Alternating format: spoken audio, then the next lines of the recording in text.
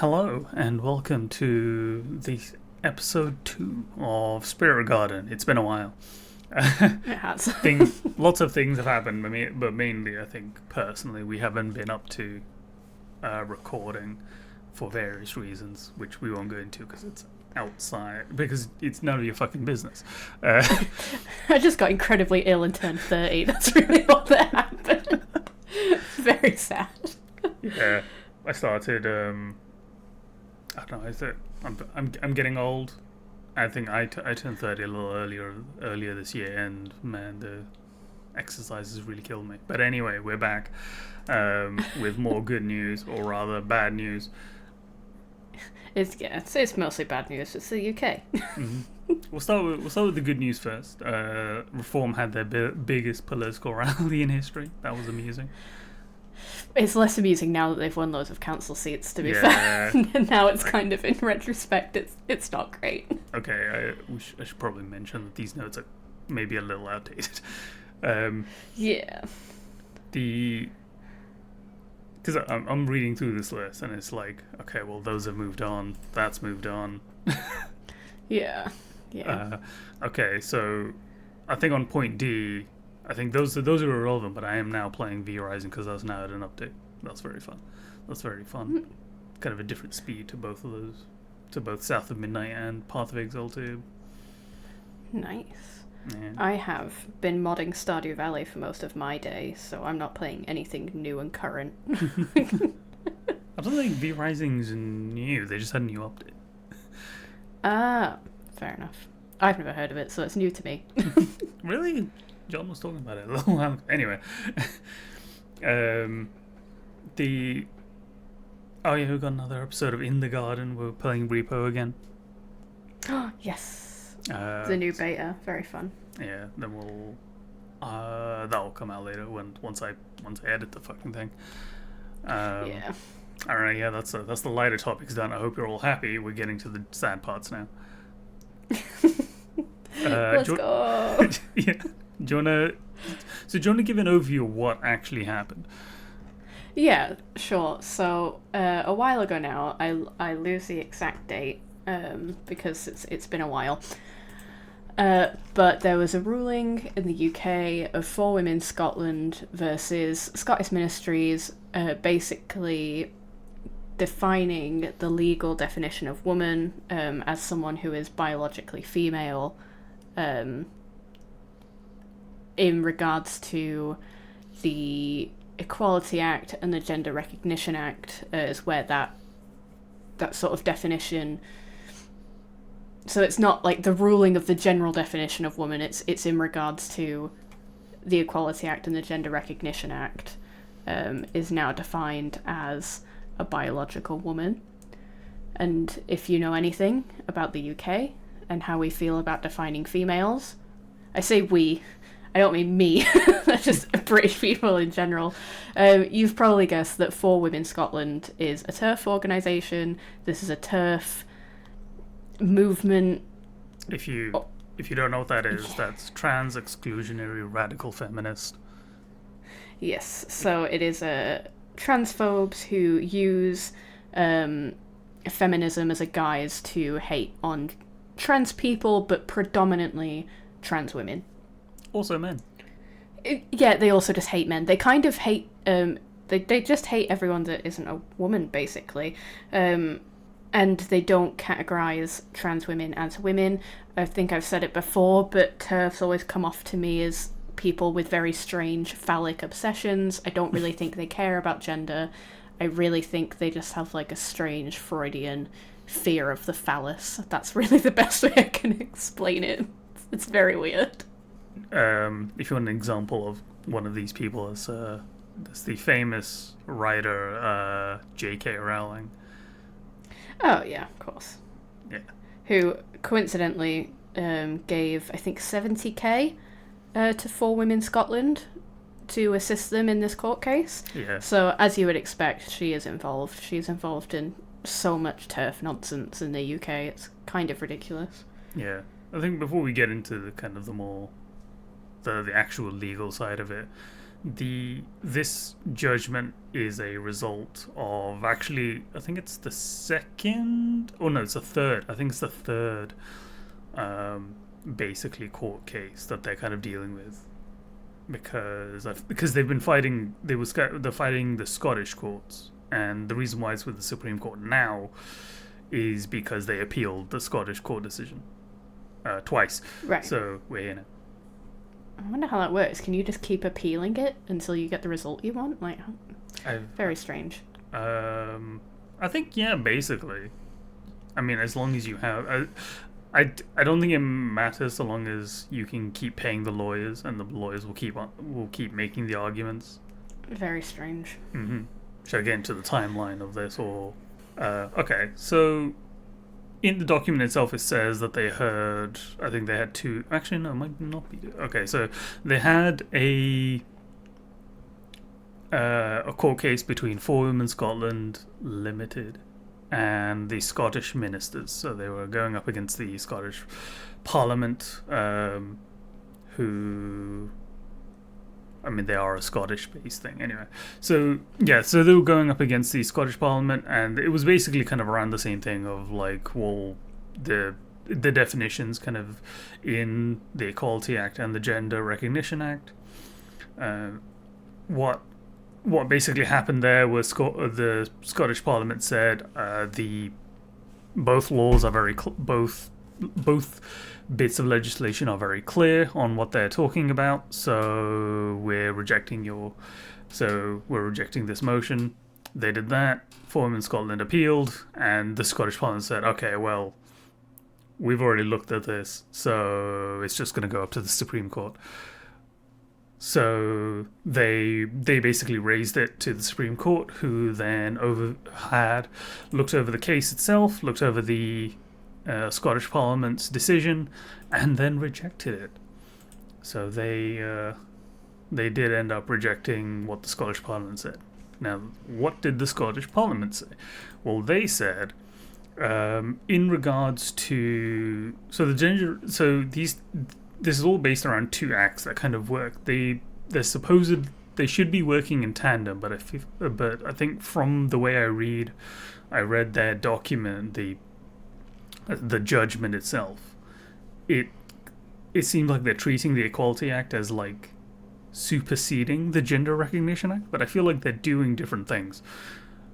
But anyway, so it's all based around like the Gender Recognition Act from 2004 and the Equality Act from 2010. Both acts are very good bits of legislation, mainly making sure that not just trans women, but trans women are trans people in general are not excluded from protections against discrimination. That's the two main things. The Gender Recognition Act basically protects trans people's their preferred gender. I'm going to flash up a table here, because this is what basically this is what the Gender Recognition Act is about, and it's all based around the gender recognition certificates. So there'll be a table on screen now. I hope it makes sense. I tried to keep it as simple as possible, but basically, I'll just go through it quickly. If you're a trans man, you're obviously you're biologically a female, and then your preferred gender is of a man. I'm trying to keep these together in my head so I don't get confused. If you have a gender recognition certificate, then legally you are a man. If you don't have a gender recognition, the GRC, then you are legally, I should say these are legal documents. This is not how I feel.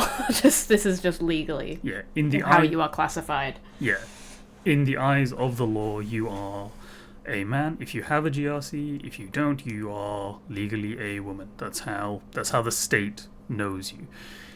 And then vice versa for trans women, biological male, have a GRC, legally a female or woman, and if you don't have a GRC, legally a man.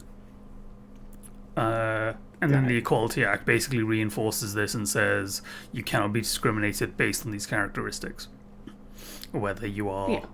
biologically a man or whether your preferred gender is a woman. You cannot be discriminated on either of these counts. That's what the Equality Act does. Yeah, but correct me if I'm wrong. The Equality Act, it already separates sex and gender, though, correct? Like, sex and gender identity are already two separate protected characteristics, right? Yes. Right, okay. Just so I'm following. Yeah. And I think I don't have the equality. Actually, no, I can pull it. See, this is the good thing about the notes I have. I linked everything. Okay. Genius. It doesn't say biological in this document, but I think that whenever sex comes up, the word sex, it's referring to biological sex, and whenever gender comes up, it's always the preferred Yeah. Okay. Gender, and both of those are like protected characteristics, and you'll see that Yeah. pop up in the Equality Act if you dare to read it, because it is a long man. It's Yeah, legal documents like that are always incredibly long and dull. The judgment, I want to say, isn't too bad, at least in terms of verbiage. But when it's a long and tedious document, not so much difficult to understand. It's just like when they started, they were basically relitigating the entire process by which the Equality Act even came to being, and like basically timelining what led to what required the Gender Recognition Act and then the Equality Act and kind of what their purposes are. It relitigates all of that before it even gets to the point of what the issue is. Yeah. And that's kind of that's the nature of legal documents. Yeah. But they are aware of this because they said it in the summary of their reasoning. If you go to the supremecourt.uk website and you pull up this decision, I believe it's on page 85 of the PDF. Page 85 of the PDF, where they just go over the kind of a summary of what their reasoning was. Okay, yeah, I'm just scanning over it. Yeah. So This is not really a valid point, but it's just something I want to point out. I was looking over our notes while you were sort of going through that technical stuff. I was looking at the picture that we have of For Women Scotland, where they've got like the banner and the signs. I'm looking at it and I'm going, I know that colour combination. I know it. I know I do. It's a pride flag, a lesser known pride flag. It's the gay man pride flag. So it just made me laugh that they're a like TERFy organisation who generally hate men, and that those are the colours that they've chosen. I'm sure it was not intentional. I'm sure it's a pure coincidence. But I was just glad I was able to find it. It is. It's the gay man pride flag. Because they're useless. They're incompetent, and I feel like that must be pointed out at every given opportunity. The For Women Scotland, not gay men. I don't think gay men are incompetent. I just want to clarify. But yeah, sorry. I really had to point that out. But yeah, it's giving gay man pride flag. Continue on with more important things. I'm sorry. I feel we'll need to get back to For Women Scotland. We'll need to talk about Pete. Oh, of course, Pete, our friend Pete. Okay, we'll get to that, I suppose. Yeah. So I'm gonna very oversimplify what the judgment was. Now, to make it abundantly clear, they did not change or amend either the Equality Act or the Gender Recognition Act. There was no changes. If anyone tells you that they changed something, they're lying. They didn't read these documents. They didn't read the judgment. They didn't change a thing. These are more around what they changed was kind of the side notes that go around these documents that just talk about kind of like, oh yeah, this is... all they did was just like, oh yeah, this is what this means. So they basically clarified kind of the context of the documents themselves. Mm-hmm. Now, whether this is better or worse than amending the document, I will leave that up to the audience, because I don't quite know. But from what I can tell of this judgment, what they've effectively done is defang the gender recognition certificates. The GRCs are a legal document provided, or at least they are provisioned in the Gender Recognition Act. And what they've effectively done is make those redundant, because if you are because I guess this is really because it's related to trans women, if you are a trans woman going to a women's bathroom, if you have a GRC in the current climate, you cannot be prosecuted. Because of this judgment, you can now be prosecuted, because bathrooms or changing rooms are now treated as single-sex services, which require a biological interpretation of sex. And this is number 16 in, I believe, if I'm 16, 14. It's 14. I can read Roman numerals. It's on. So if you're reading the summary of our reasoning, it's section 265.14. Where they talk about and I'll just read it here. There are provisions whose proper functioning requires a biological interpretation of sex. These include separate spaces and single-sex services, including changing rooms, hostels, and medical services, a communal accommodation, and others. This has overridden the purpose of the GRCs. And based on what For Women Scotland have said that they're going to do, and the GRC and the GRA are now next on the chopping block, at least from their perspective, because what the Supreme Court's kind of perspective is on this is they think that the Equality Act and the Gender Recognition Act, actually no, I shouldn't say this. From my perspective, from what it seems like when I read the judgment, and of course I'm not a lawyer, is that their perspective seems to be that the Equality Act supersedes the Gender Recognition Act, and therefore they can say whenever. Basically, whenever sex is employed within the Equality Act, that refers to biological sex, and then the sex whenever the Gender Recognition Act talks about sex, it's kind of irrelevant to the Equality Act, because it's a superseding document, because it was established later. Okay. And I just want to. Sorry, no, go ahead. What were you going to say? Do I have anything? Actually, I don't know if I have too much more to say. Actually, that's kind of basically it.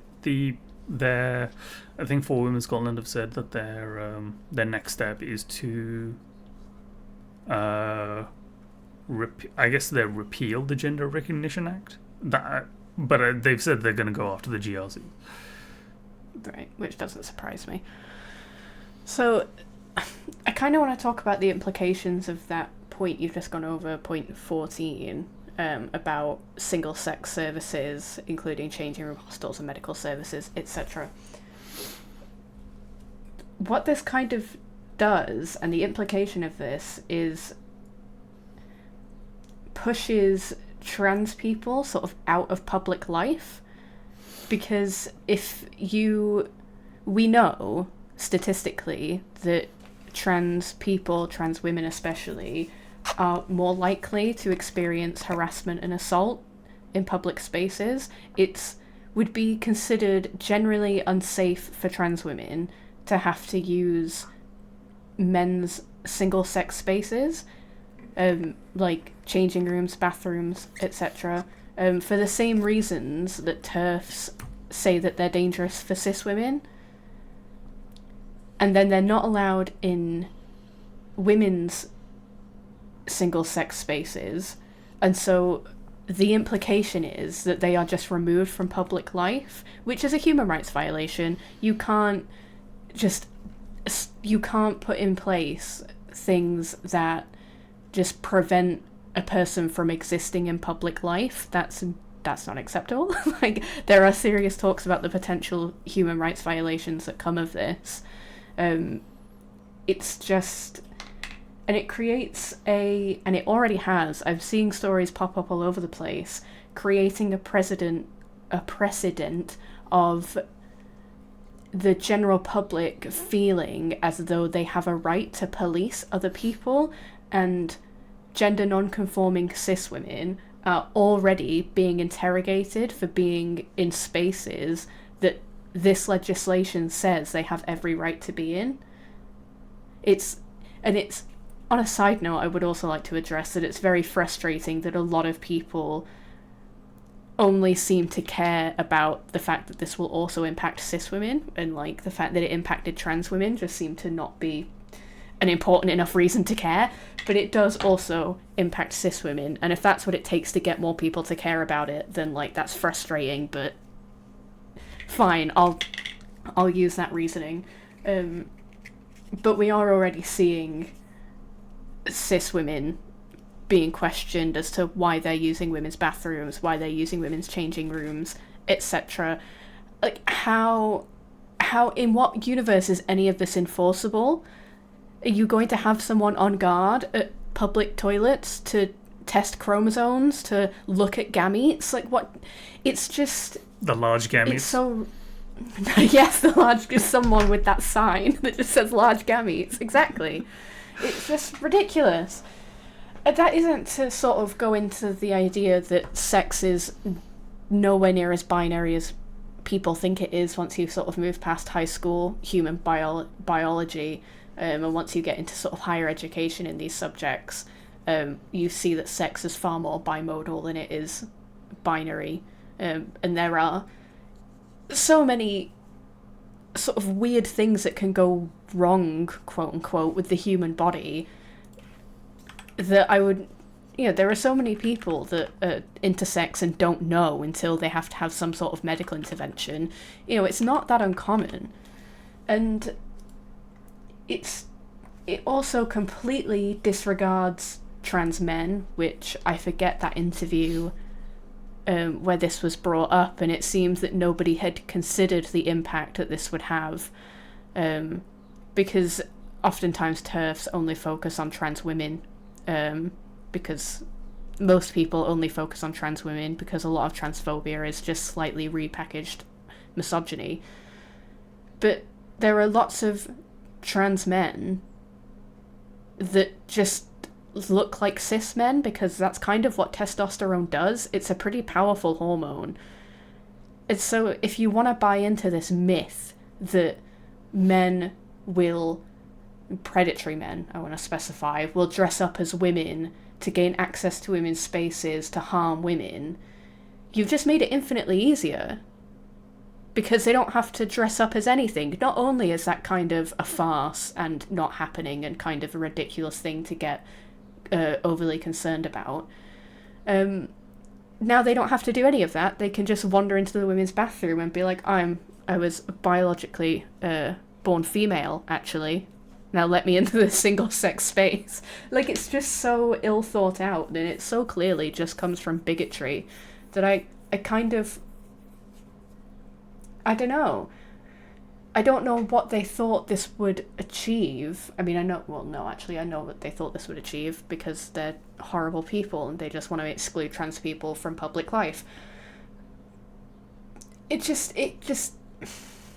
so ill thought out to just completely forget that trans men do exist, have always existed, and will continue to exist. I just, like... I don't know. It just goes to show that their concern for women's safety is merely just, like, concern trolling. It's just bigotry. They aren't concerned about women. That's the front they put on to make themselves seem reasonable, but they are, through and through, just horrible bigots. Yeah, I think this was demonstrated quite well with the Iman Khalif situation, the Algerian boxer. I've got the Wikipedia page open now, and Yes. The seeing a woman be good at something that they think only men should be good at, and screeching from the rooftops about how it's a trans woman, which is just so anti-feminist. It's beyond belief. I can't believe they saw a woman being good at sport and went, well, there's no way a woman could be good at that. Let's be real. It's like the most basic misogyny imaginable. And like the comments made by her opponent, that was the Italian Angela Carini, talking about how she was like scared for her life because this 5'10" woman beat the shit out of her. And I quite like Tyler's comment when he covered this. That's West Side Tyler, when he said, "Why are you in boxing if you can't take a punch?" Literally, it's the punch people in the head sport. If you're afraid of getting punched, don't be a boxer. I don't box because I don't want to get punched in the head. Like, it's just not. It's not that deep. Like, what did you think was going to happen? Who was it? Was it Tim Pool? I think it was Tim Pool or Charlie Kirk. One of the really stupid ones, you know? Who was just like, well, if that was me, I would have just refused to fight. And it's like, what? What? Like, it's these sort of strange... It's just, I think it was Tim Pool. I'll have to try and find the clip and maybe link it in the description.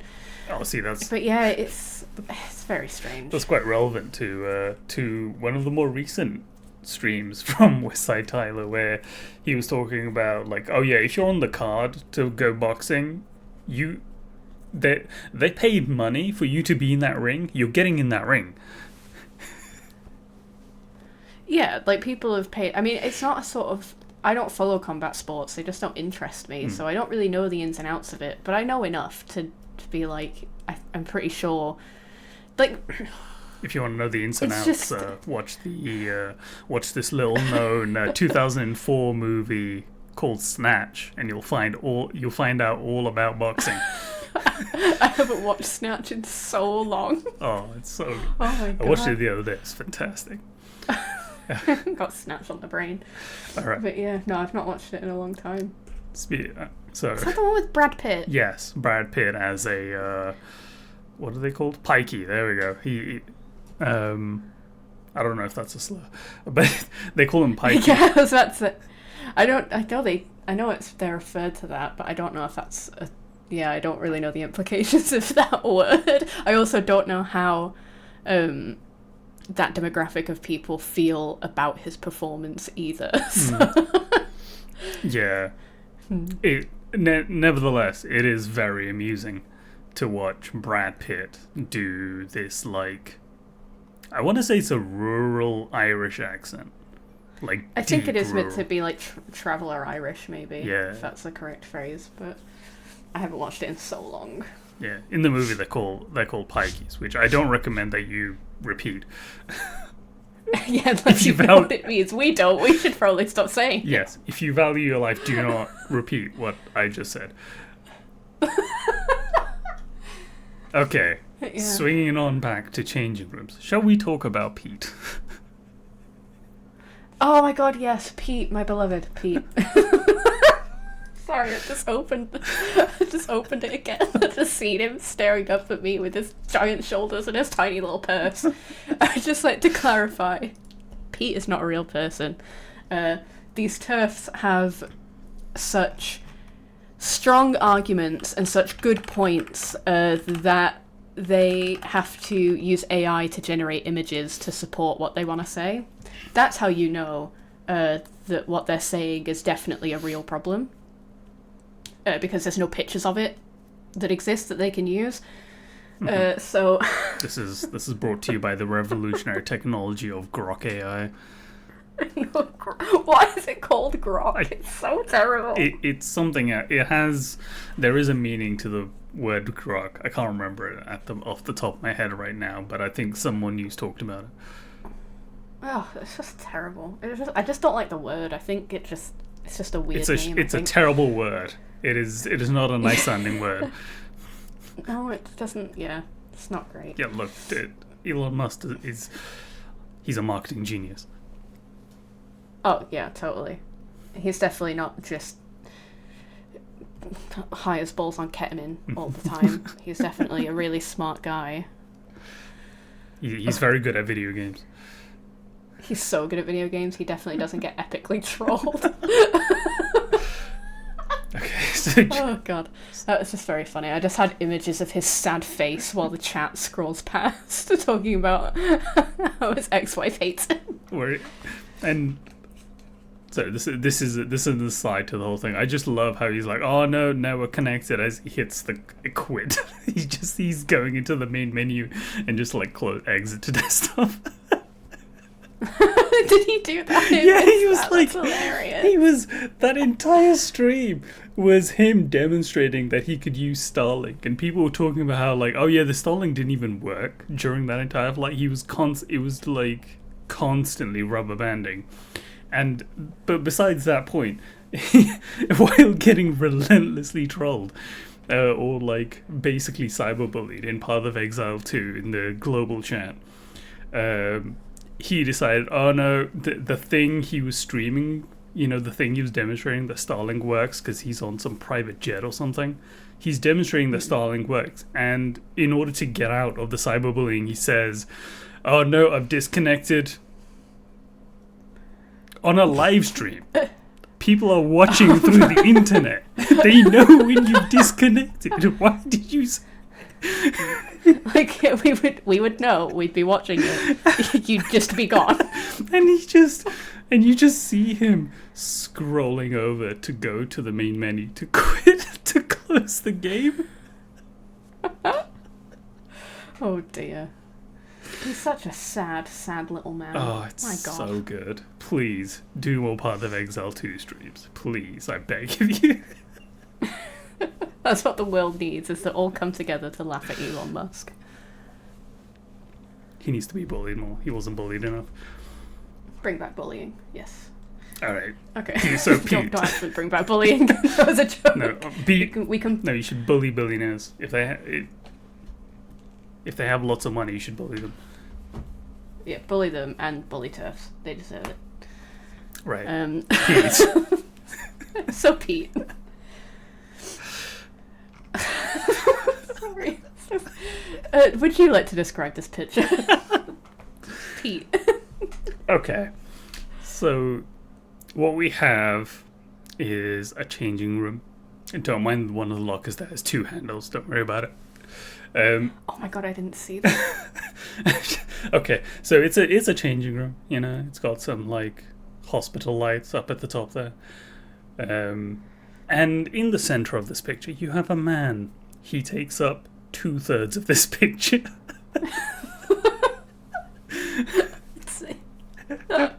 Yeah. He's so wide. He's so wide. He has very big shoulders, very big arms, not a very big head. Yeah. The only thing smaller than his head is the purse, this little golden purse that he's carrying. Yes, it's his emotional security purse. Yes. And he holds them with his 6 fingers that are definitely not just like a Chinese trap of flesh. Yeah, his absolutely fucked up AI hands. Oh god. So this is Pete. He's very serious. You can see he's looking at it. He's got a very serious expression on his face because you see he's in the women's changing room. Yes. With his tiny purse. With his tiny purse, because he's demonstrating. So like the purse is signifying that he's a woman. You see. Yeah, because that's what makes women women, right? Is tiny purses. Oh. Women love like bags and shoes, right? We can boil a woman down to loving material objects. That's a thing, right? That's definitely not deeply misogynistic. Yeah, this is perfectly fine for a feminist or supposedly feminist organization to be the message they're supposed to be sending about women. Exactly. So this is Pete. Good old Pete. Do you want to read what this says here? We'll do our best without laughing. Yeah, I'll give it a go. So it says, imagine, if you will, a man called Pete. Pete is a manly man, tall, with a beard, and well-developed muscles. So well-developed that he is roughly the size of a barge. He's also not real. Which is what they said. He's also not real. And it's like, we know. Look at his fucked up hands. I'll continue anyway. Or at least there may be many such men called Pete in the world, but not the Pete who became a talking point in the Sandy Peggy Tribunal this week. Hold on. But the Pete who became I thought this was AI written for a second then, but it's not. It's just my inability to read. But the Pete who became a talking point in the Sandy Peggy Tribunal this week as an invention of Naomi Cunningham, the barrister acting for Miss Peggy. Pete, Miss Cunningham suggested, enters the female changing rooms where a woman stands in her bra. He fails to leave. He shuts the door and walks into the room. He starts to undress. At what stage is a woman allowed to feel uncomfortable or scared? Well, according to a doctor who was, by his own testimony, distressed, upset, and scared of an encounter with a hostile and aggressive nurse, I don't know what relevance that holds, the response of the unclothed woman should depend on the state of Pete's mind. Now, this is kind of this is just a fucking weird line of questioning, because I think this comes from people, and you can tell, people that have just probably never spoken to a single trans person in their life. Right? Like, to clarify, I don't identify as a woman, I'm non-binary.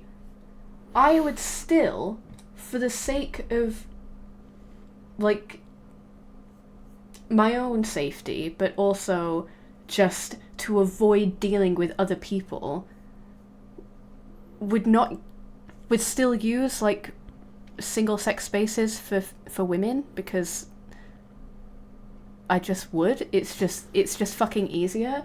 And I feel like it's safe to say that if you are a trans woman, and I've heard other trans women say this, I would just like to clarify, that look like this AI-generated Pete, most of them don't want to be fucking harassed, so as much as they may not want to, they will use a man's changing room. Like, this is not an uncommon thing that trans women, I've seen them say, I'm not pulling this out of my arse. Like, it's this idea that trans women are just, and trans people in general, are just not cognizant of the world around them. Am I making sense? Like, it's just, like, it kind of denies the reality in which trans people have to very seriously worry about the harassment they will receive. It kind of paints this idea of a trans person that has no consideration for their own safety, the reactions of others, and how they might make other people feel. But that's not the reality. Trans people, for their own safety, have to be very aware of how other people react to them. And I'm not saying that's like good or fair or correct, but it is kind of the reality that a lot of them live in. And it's just, and I see this a lot. I think it was a BBC article from a while ago that talked about a trans woman that was in a women's prison because that's where she should be. She's a woman. And they just kind of, the cis women that they interviewed for this article just kind of talk about how, oh, it made me uncomfortable. Right? Not being funny, that's kind of a you problem. Like, feeling uncomfortable is not newsworthy or requiring, like, nothing happened to you. If anything at all had been done, if any actual threat had been made, then that's what the article would have been about. But that's not what it was about, because literally nothing happened to this cis woman, that trans woman was probably just trying to get through their prison sentence and be left the fuck alone. And it's like this thing that it's this implication that trans people, by virtue of existing, are inherently dangerous, and that's just incredibly insane thing to think. Or it's like they, by virtue of them being, I guess, men, biologically men, that makes them... It's this... This kind of goes back to the problem with Pete, in that it's this perverse, I guess, reaction to just men and just being scared of men, and that if you're in, if you share, like, if you're in a shared space with, like, a man, then you're in some sort of danger. Yeah, that men are inherently dangerous. And, like, I understand. I do, and I really sympathise with that fear, because it's a fear that, like, I've also experienced, and it's not because I think all men are evil, which is something that this organisation does very much believe, that men are instinctively predatory. In fact, I'm like 99% sure that it's in this blog post where it refers to men as being inherently predatory. I don't believe that's the case, but, like, a lot of the time, predators are men. Not all the time, but a lot of the time. So, like, yeah, when I'm around a strange guy and I'm all alone, I am kind of like, ooh, I hope this doesn't, like, end badly. But I do not presume that any, like, masculine or gender non-confirming person is, like, inherently dangerous, because I don't know, I'm not, like, brain broken. Like, it's a very weird and kind of miserable way to see the world. Are you saying you don't constantly live in fear? Well, I mean, I do, just not of men, you know. I have anxiety. I'm always afraid, but yeah, it's just, it's also kind of, I mean, it's a sort of common thing that you hear where it's just like, right, but the thing you're afraid of is men, not trans women, because trans women aren't men. It's okay to be afraid of a stranger that you don't know because you're in a vulnerable situation. Like, that's fine. Nobody is saying that you shouldn't have any form of self-preservation, but to assume that that danger exclusively comes from men and trans women is kind of fucking weird. Yeah, it's this jump from this person being in my changing room to being this person might attack me. Yeah, and, like, it also kind of, I feel like there are, if a genuine concern that a person has is violence and sexual violence against women, which I do think is a very valid thing to fight against and want legislation in order to protect victims of sexual crimes, you know, it is a very real problem. I don't want to sit here and act like, you know, it's just not a problem that's happening. It is. It's not being perpetrated by trans women, which is, like, the main point here. But, like, there are so many more important things to be concerned about, and it's to hyper-focus on this is just transphobia. There is so many issues with the way we treat crimes such as rape and sexual assault. Like, the conviction rate for those is so incredibly low. Like, what? I just don't understand why we would focus on all these scary, imaginary, potential crimes when we should really be focusing on, like, justice for the crimes that are already happening. Just feels like a waste of energy. It feels like a strange thing to focus on. But it's not strange. They're focusing on it because they're bigots. Yeah. And it's like... It's it's this weird position that is like, oh yeah, if you can stop trans people from being in women, or trans women from being in women's changing rooms, then that will put a stop to sexual assaults, which isn't. I mean, that's beside the point there of like sexual assaults that do not happen in changing rooms. Yeah, that's the thing, is we know that statistically you're far more likely to be assaulted by someone that you know. It's far more likely to be a friend, a family member, a work colleague, someone that you know. I'm not saying it's never a random stranger on the street, but statistically it's a lot less likely to be a shadowy man down a dark alley than it is to be like that colleague that you go out with for drinks who gets a bit too fucking handsy. Like, that is far more common and widespread. It's not random strangers in, like, random dark corners most of the time. And they know that. Surely they must know that. If they care so much about this problem, then they must know that. And it's things like J.K. Rowling, one of my least favourite people on the face of the earth, who decided to give her opinion on Asexuality Day visibility with a really disgusting tweet that basically proclaimed it to be a fake day of visibility, and like insisting that it was just people's need to inform other people that they don't like having sex, which was not the phrasing she used. I don't like the phrasing she used. I found it really flippant. But it's like, for someone who is a feminist, apparently, do you not care that lots of asexual women experience what is referred to as corrective rape? That seems like something you should fucking care about if you're a feminist. It's almost as if she's actually just a terrible person who just doesn't like anything that she doesn't immediately understand. On the asexuality thing, this is a bit of a lighter point. So you know Osu. Oh yes. And he's talked about being asexual. He was speaking with me in Rage, and he said, I'm gonna write this book to just demonstrate what asexuality means for people. And so Rage and I were like, oh, I thought it meant this.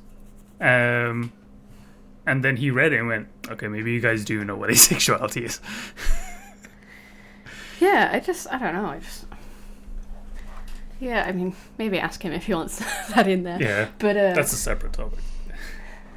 Yeah, a separate topic. I would be really interested to talk to asexual people, because it's something I don't experience. I understand it, like, definitionally, but I think so many people don't understand it as well.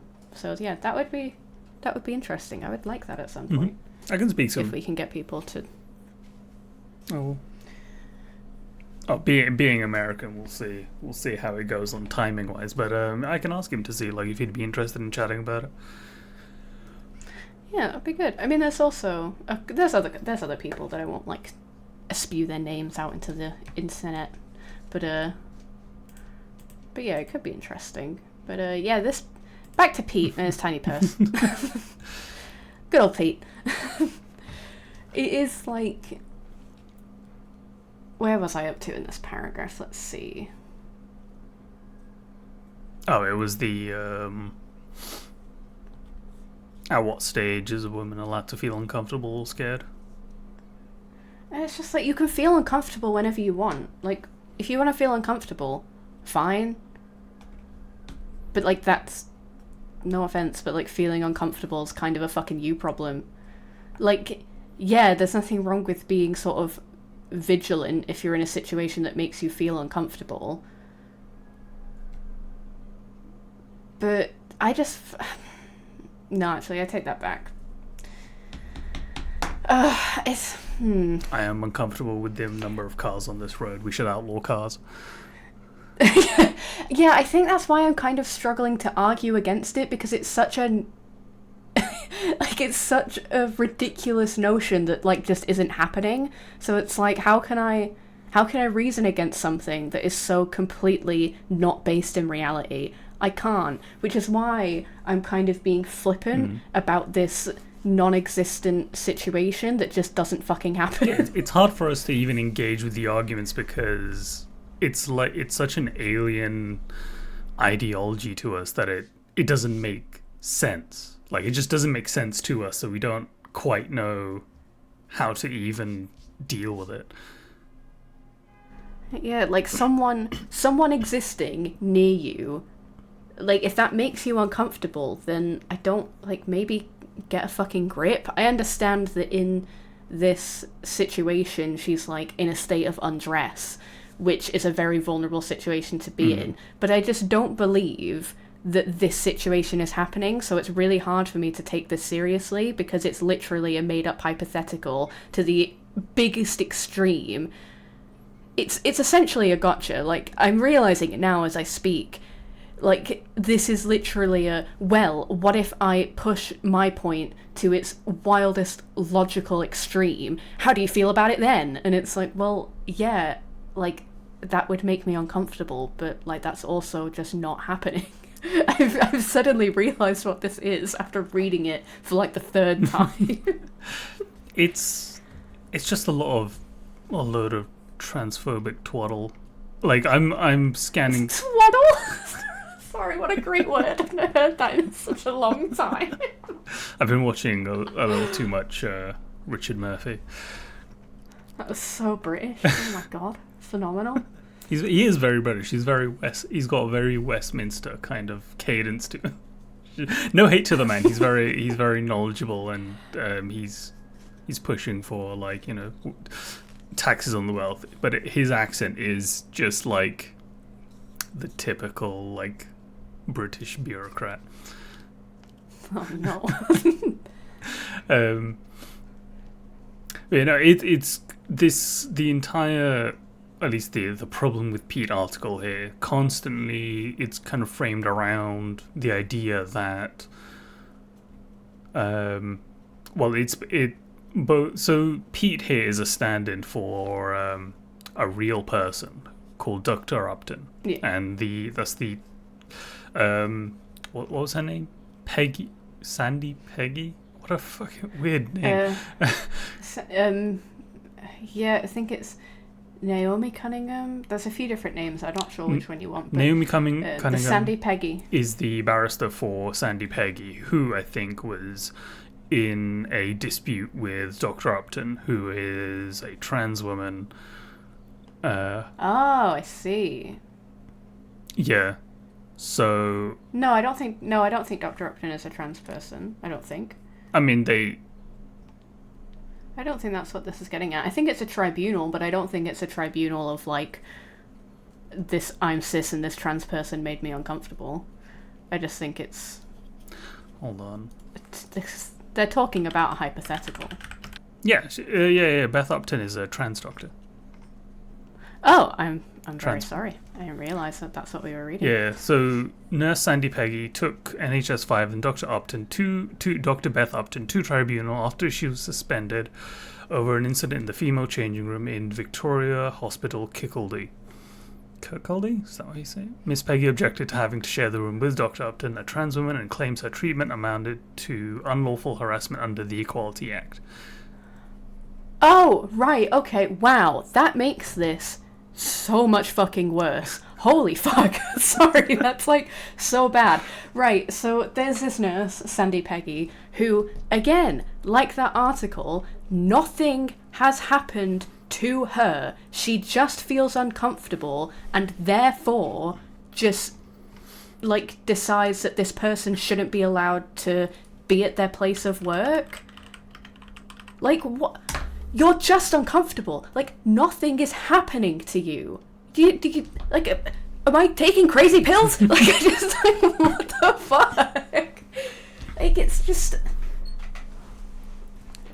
Okay, give me a moment to collect myself. Okay. Like, hold on a second. Okay, I'll let you do that before I read this part of the BBC article. Would you mind linking it to me, please, so I can have a look? So I'll screenshot the part that I feel like you're gonna get quite angry about. Oh, Jesus Christ, right. I found nothing that supported me being able to exclude Beth. Imagine looking specifically for something that allows, like, I'll give that person the benefit of the doubt, and they just worded that poorly. But I think the dispute. So the reason. So I think her. I think it's fine. What she said was fine because the statement, kind of what Peggy was saying, was that uh, Dr. Upton should not be in the changing room, and the equality and diversity lead said, "I see no reason why she shouldn't be there." yeah, that's not what she said though. She said I found nothing that supported me being able to exclude Beth from the changing room. I don't know. Maybe it's just worded poorly and I'm being a bit weird about it. But like, you shouldn't, like, I don't know, the phrasing of like, oh, I'm not able to exclude this person. I just feel like that's the weird frame of mind to be in, personally. Like, you're actively looking for the thing that allows you to exclude someone. It's a very strange way to phrase it. It sounds less. So what this sounds like to me is like email speak. This is the language you'd put in an email. Oh, I do generally dislike HR speak, to be fair. And I think that's what this is. It's when she said it's this. From the way it's kind of phrased here, this looks like it was written in an email, and then now it's being used as statements in this. Alright, okay, fair enough. Still though. It is not great phrasing, but when it comes to like emails and stuff, this kind of makes sense. Yeah, I don't know. So like, we can just boil down this fact that this Sandy Peggy nurse woman, just a bad person. I feel like I can make that assertion. She just was made uncomfortable by the concept of trans people and therefore decided that she was in danger with absolutely zero justification for that assumption. Cool. What a dick. Like, because when you read the article, it's like, oh, did the nurses or the staff like get warned that she was trans? And it's like, no. Why would they? One, that would be a massive breach of someone's personal information.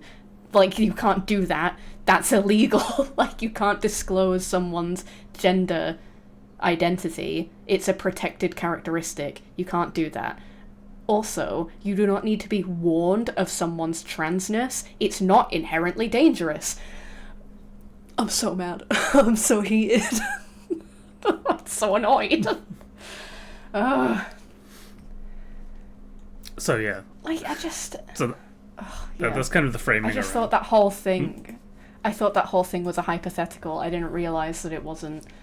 This is so frustrating. And it's so disgusting as well that they've, like, AI'd this stupidly large, bald man with his stupid tiny pink purse and are equating that to a real woman that actually exists. It's so fucking gross.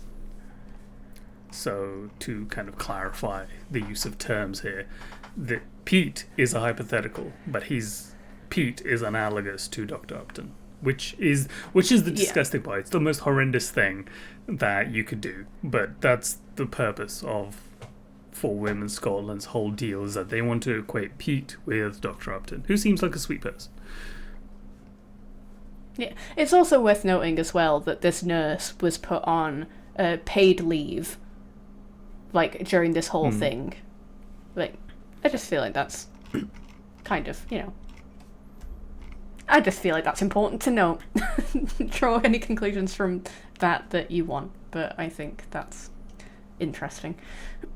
Yeah, and it just seems like the NHS 5, so this is, NHS 5 in Scotland. Fife is in Scotland, if you're not aware. I don't know how many people watching this would be. Anyway, so I don't think they did anything wrong. They tried to kind of handle this at least professionally as much as they could. They looked at the policies and went, there's no reason that Dr. Upton shouldn't be in the women's changing room. And this is the situation that's kind of blown up into what we have now. All right, okay, so it's Dr. Upton who made a complaint of bullying and harassment. Yeah, it's such like a...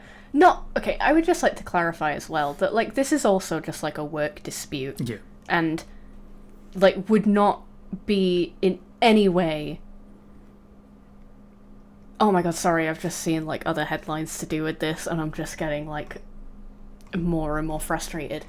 Like, this is just a workplace dispute, and in no way, shape, or form needs to be, like, anyone else's fucking business. But obviously, because it involves a trans person, the whole of the British public must look on in spectacle and feel bad for this nurse that apparently denies comparing Dr. Upton to a rapist, but I wouldn't be surprised if she did, personally.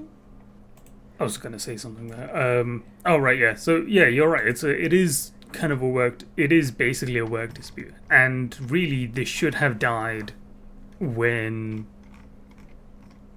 This shouldn't have gone any further as when you have your workplace, there is a person in your workplace who looks at their policies and goes, this is fine. There is no issue with this. Yeah. Because there is no issue with it. It's just ridiculous. Like, what is that doctor supposed to do? Like, endanger herself for the sake of other people because she's the trans one? No! That's so fucked! Like, oh my god, I'm so annoyed. I can't believe I've just, like, had this, like, what's the word I'm looking for? This revelation that Pete is, like, analogous to an actual existing trans woman. That's so gross, man.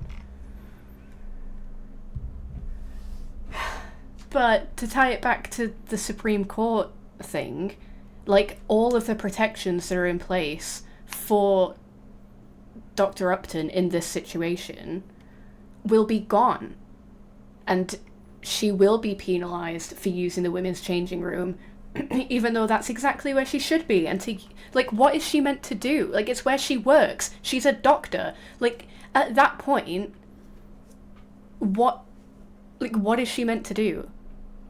If these TERFs believe that men are all inherently dangerous, why should she then have to supposedly endanger herself by using the men's changing room? Like, how is that an answer? How does that help? How is that harm reduction? Like, I can't find the logical through line of their thinking. It makes no sense.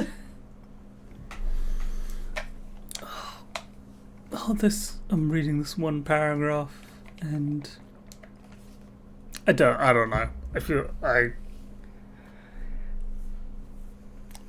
It hurts my head. It hurts my head to keep to even just read these lines. You will think yourself in absolute circles trying to figure out the incoherence that is TERF logic. It's just not doable. It's ridiculous. But, you know, this change in the Supreme Court ruling and the definitions around woman, and especially if they revoke the GRC, which is what they want to do, they've been very open about wanting to do that, it will impact people like Dr. Upton and all other trans people just trying to exist in public life. Yeah. It's not acceptable. And I want to say that for the longest time in this country, this TERF ideology has not seen kind of at least a foothold legislation-wise until now. The Equality Act is very clear. The Gender Recognition Act, as the Scottish Parliament or the Scottish ministers who reviewed the case said, both the Gender Recognition Act and the Equality Act are very clear in what they outline, and trans people were protected. There is, of course, the issue of that not all trans people have gender recognition certificates, but that's more of an issue of, you know, time and knowledge of, like, that this thing exists. But largely, it's like politicians, if you're not Reform or Conservatives, largely support this. or they don't really have an issue with it. We had I guess this is a good point to bring up Brianna Guy, who was murdered by her two classmates, and her trans identity made it very easy for them to. I mean, she was an easy target because of her trans identity. They didn't target her because of it, as in like the trans part wasn't what put the target on her back. It was what made it easy for them to go through with it, because trans people have to deal with harassment and are very vulnerable, and so that made it easy for them to isolate her and then kill her. So then you have Brianna Guy's mother in the House of Commons, and even when Kemi Badenoch is kind of hammering Keir Starmer about about the Supreme Court ruling and how Labour MPs are seeking to appeal the Supreme Court's decision, you've got Kemi Badenoch hammering Keir Starmer with questions about these Labour MPs.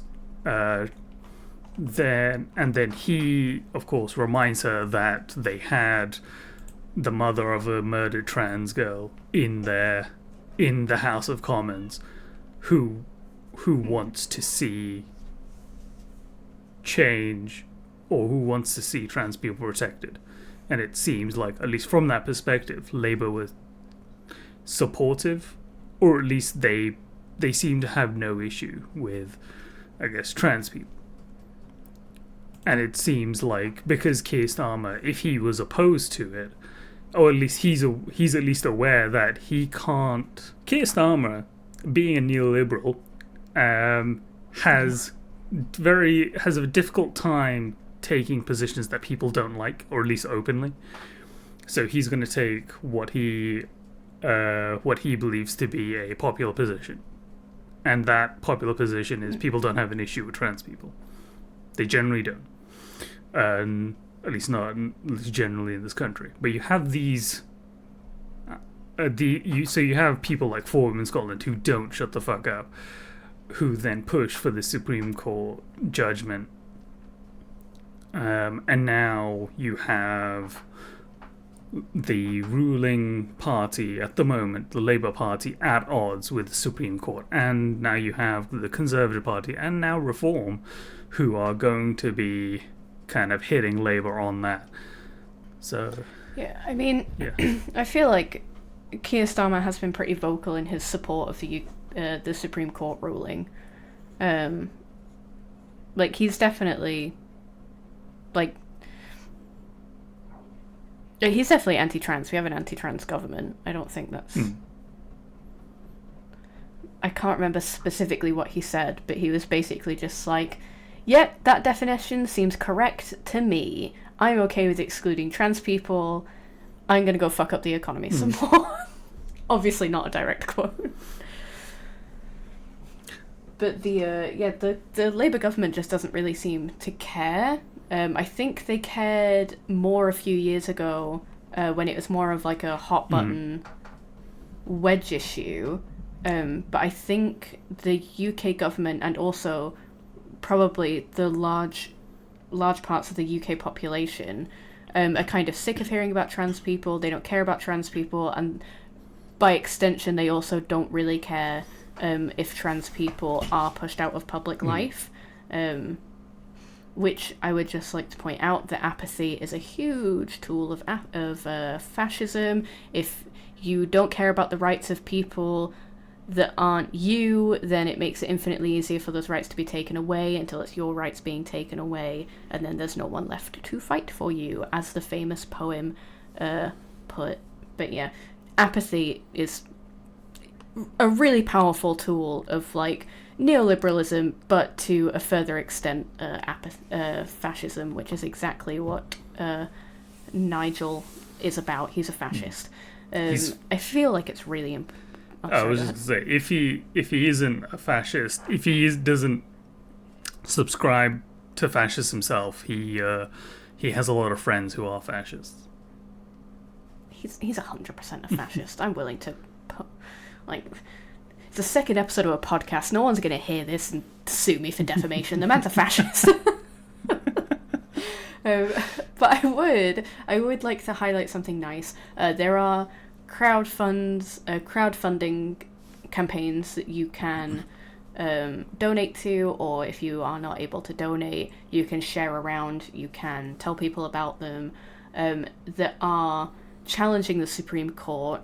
It came to light pretty quickly that they did not hear the side of any trans people, any trans organizations, any pro-trans anyone. And so with that in mind, I do think there is a decent challenge to be made there. And so in the description, I'll send the link to you for the video, but in the description we will put a link to the crowdfunder if anyone would like to donate to and or share that, then they can. Yep. And I want to say there was a parliamentary session after the Supreme Court ruling. I think my MP was there, and she, at the risk of doxing myself, Sarah Owen, she's a humble backbencher, but she was asking the lady I don't remember her name specifically, who's leading the session, but she was asking this person what the Supreme Court ruling means for trans people, for intersex people especially, and whether that in this decision, especially in the appeals, whether the Supreme Court will hear from trans advocacy groups. And that's kind of why I want to say that the Labour Party isn't entirely TERF, isn't entirely run by TERFs. Yeah, obviously, like, the Labour Party is made up of a large amount of MPs, but Starmer specifically, I think, does not give a fuck what happens to trans people. I don't see. This is the thing with Starmer, is that I don't think he really holds social, like, his social policies, or at least his social beliefs are. I mean, he's a neoliberal. His social beliefs are worth jack shit to even himself, to be honest with you. Yeah, that's actually a good point. Yeah, like he. Look, this is what neoliberals care about. Line go up. That's all he really gives a shit about. He's very much like a crypto bro in that way, which is why he's really going head on into AI. That's a separate thing, but yeah, he only cares about the line goes up, and if he can position himself on what he believes to be the popular side, which is the side of, supporting trans people, which I believe that he thinks that if he came out against trans people, there would be a vote of no confidence almost immediately. Yeah. Well, I don't know. Would there? I think you're probably would. I think you're underestimating the. So now you don't hear from these guys a lot because these guys are like in charge of, like, I guess, small constituencies that the Parliament generally doesn't really give a shit about, to be honest with you.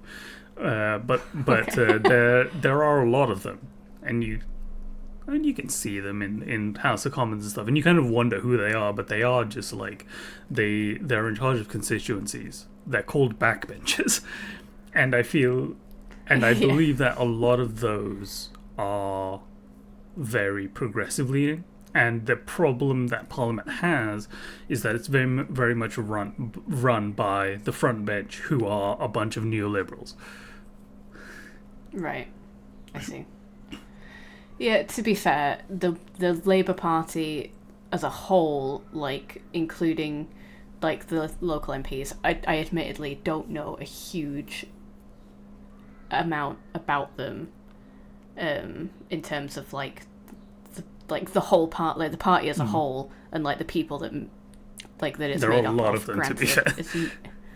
It's not something that I like regularly keep up with. I'm just the weirdo who watches like the PMQs. Well, I mean, one of us has to. One of us should. We have a politics podcast. I'm just here to be angry. There was... I mean, I haven't watched the recent ones because I've been... I don't know, I've just kind of been tired, I guess, of just everything. Busy rock climbing. Oh no! Well, both mentally and physically tired. I'm going rock climbing today, and I'm gonna die. Yep. But yeah, I'm looking forward to just being lazy tomorrow, because I don't think my body can take any more of like the exercises I've been doing this week. I've done a lot of walking, a lot of gymming, and I need to lie down. I'm gonna need to lie down tomorrow. I fully support this decision of lying down. I'll lie down with my Steam Deck playing V Rising. Yeah, I think we've covered everything. I do think things will improve. I don't think. Maybe my phrase. I'm hopeful that TERFs won't gain more ground. I think the backlash to this has been really substantial, both in terms of protests and people seeing. I think people who probably didn't think much about it are now seeing how illogical it is. The fact that trans men just were not considered. It wasn't considered how this would impact cis women. It just generally was not thought out. So people who thought that this was a genuine feminist move will hopefully see sense. I'm hopeful. Maybe that's naive, but I'm hopeful. Again, links to donate or share crowdfunding will be in the description. And I think, I don't know, I'm hopeful that things will improve. Yeah.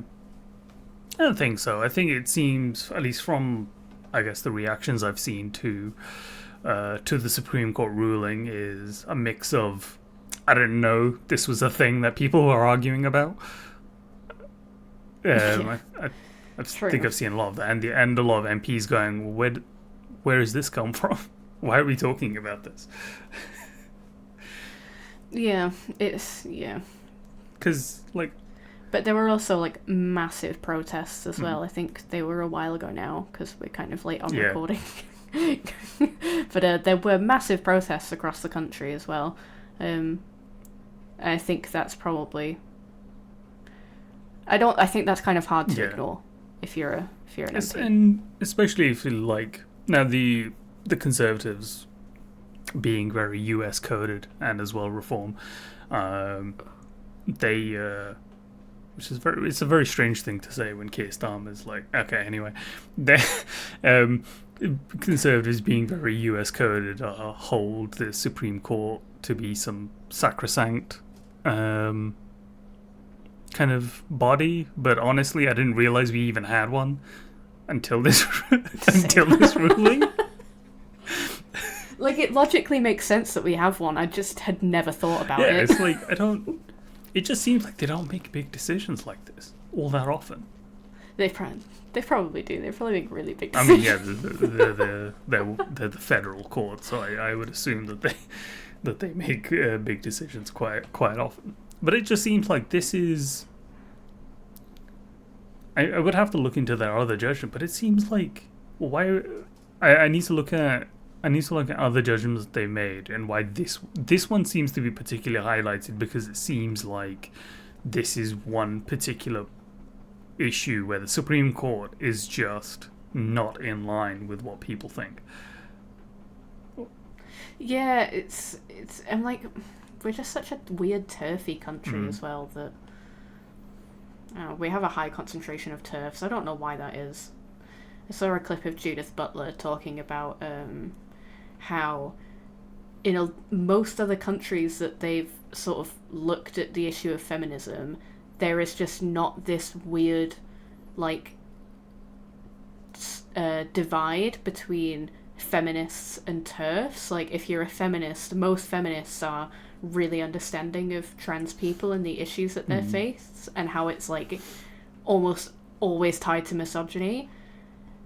But the UK seems to have this specific problem of TERFs. It's really weird. I don't know. And I honestly do think it has a lot to do with J.K. Rowling, actually. I think she is the driving force behind why it's so bad in this country. Yeah.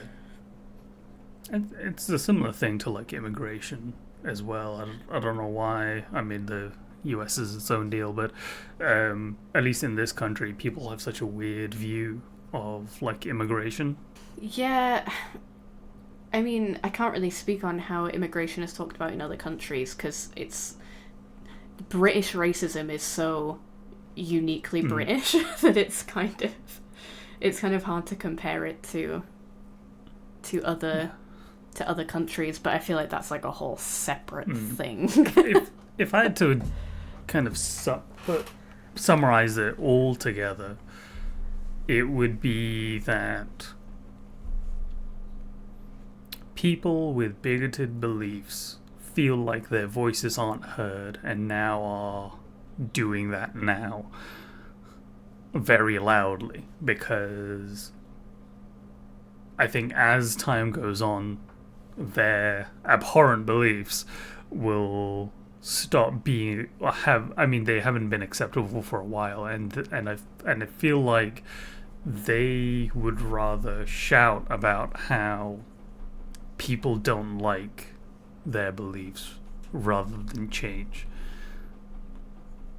Yeah, and I think it's really important to note that there is definitely like a classism factor to that, where sort of parties like Reform disguise their bigotry as being for the working class. Like a key tool of fascism is to make the working class believe that you're there for them. And we all know that Reform, Nigel Farage, if he could get away with it, would spit on the working class at every given opportunity. He doesn't support them, he doesn't care about them, and everything that he wants to implement will only benefit the incredibly rich people already living in this country. The things that will actually help the working class is not, quote-unquote, stopping the boats. How the fuck are you going to stop a boat? You're a local council. Drives me crazy. I got like 3 Reform leaflets through my door where the top point was like, oh, we're going to stop the boats. And it's like, really? I live in Lancashire. What are you talking about? Like, how are you going to stop? What do you mean stop the boats? You're a local council. Don't be ridiculous. But like this idea that is sold to the working class, who they make a point of keeping less educated because it's really difficult to get into higher education if you live in poverty, that it's like, oh, the reason that your quality of life is diminishing is not the hoarding of wealth and assets by the richest people in the country. It's actually all these refugees that are just trying to, get out of war-torn countries that actually, if we integrated them correctly into the population, would actually be really helpful and productive members of society. I'm going off on one, but you see my point though. It drives me fucking crazy, where it's like, yeah, just convince the working class that the problem is like black and brown people, and not the fact that people like Nigel Farage just want to like hoard wealth and essentially make their billionaire friends happy. Yeah, I was going to say something way more extreme than that, but I won't. I think my final point, I think that this is a comment that I put down, I think on, was it a Majority Report video? I think I commented on a Majority Report video. And I think it goes on about, it was around Trump saying how, like, oh yeah, a girl shouldn't have like $30. You only need like what, 5 or something. I don't know. He said $3, but you don't need 250 pencils. You only need 5. Just okay. Rationalize that statements on your own, listeners. But it was basically the idea that you, as the working class, should be you should go without. Like, you should be okay with going without. And Trump is, of course, using dolls and pencils. Pencils is a strange one because you always need pencils. Children eat pencils. I don't know if you've ever worked in a primary school. Children will eat pretty much anything you hand to them. Oh yeah, the pencil diet. I'm well versed. But yeah, he's hitting these like kind of meaningless things. But what he's basically saying is he's telling you, the working man, you should be fine with going without. And in the context of our in the UK here, the Conservatives, when the Conservatives were in power, Rishi Sunak's government was said, when we had a shortage of tomatoes, they said you should go if you can't find tomatoes, you should have the turnips, and then the turnips ran out.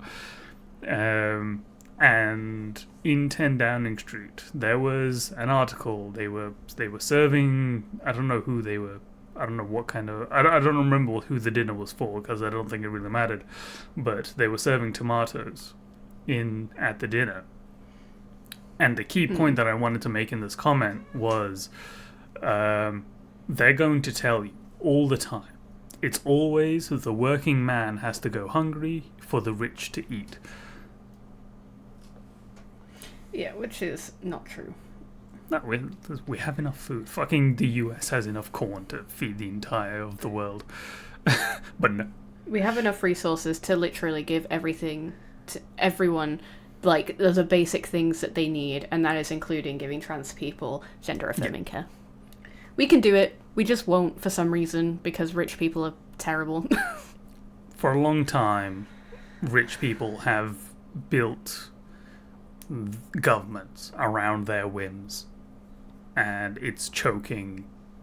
Well, it's choking us. It's choking countries. It's killing entire economies because it's also like killing the planet. I just want to. Oh yeah. I mean that's not important.